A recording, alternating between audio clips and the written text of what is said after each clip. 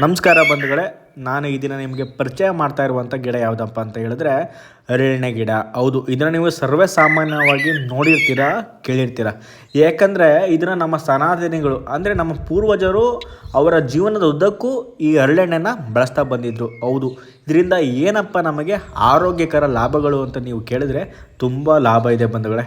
ಇದು ಮಲಬದ್ಧತೆ ನಿವಾರಣೆ ಮಾಡುತ್ತೆ. ಅಂದರೆ ಯಾರಿಗಾದರೂ ಹೊಟ್ಟೆ ಕೆಟ್ಟಿದ್ರೆ ನಮ್ಮ ಹಿರಿಕರು ಹೇಳ್ತಿದ್ರು, ಹರಳೆಣ್ಣೆ ಕುಡಿಲ ಸರಿಯಾಗುತ್ತೆ ಅಂತ. ಹೌದು, ಸ್ವಲ್ಪ ಬಿಸಿ ನೀರಿಗೆ ಸ್ವಲ್ಪ ಹರಳೆಣ್ಣೆ ಹಾಕ್ಕೊಂಡು ಮಾರ್ನಿಂಗು ಕುಡಿಯೋದ್ರಿಂದ ಹೊಟ್ಟೆ ಕ್ಲೀನ್ ಆಗುತ್ತೆ, ಯಾವುದೇ ರೀತಿಯ ಕೋಲನ್ ಸಮಸ್ಯೆ ಬರೋದಿಲ್ಲ ಬಂಧುಗಳೇ. ಹಾಗೆ ಕೀಲು ನೋವು ಮತ್ತು ಉರಿಯೂತ ಈ ಥರ ನೋವಿದ್ರೆ ಏನು ಮಾಡಬೇಕು ಅಂದರೆ ಇದ್ರ ಎಲೆನ ದೀಪದಲ್ಲಿ ಬಿಸಿ ಮಾಡಿ ಎಲ್ಲಿ ನೋವಿದೆ ಆ ಜಾಗದಲ್ಲಿ ಪಟ್ಟಿ ಮಾಡಿ ಕಟ್ಕೊಂಡ್ರೆ ಆ ನೋವೆಲ್ಲ ಕಡಿಮೆ ಆಗುತ್ತೆ. ಯಾಕಂದರೆ ಇದರಲ್ಲಿ ರಿಸಿನೋಲಿಕ್ ಆಮ್ಲ ಅನ್ನೋದು ಇರುತ್ತೆ, ಅದರಿಂದ ಉರಿಯೂತ ಎಲ್ಲನೂ ಕೂಡ ಇದು ಕಡಿಮೆ ಮಾಡುತ್ತೆ.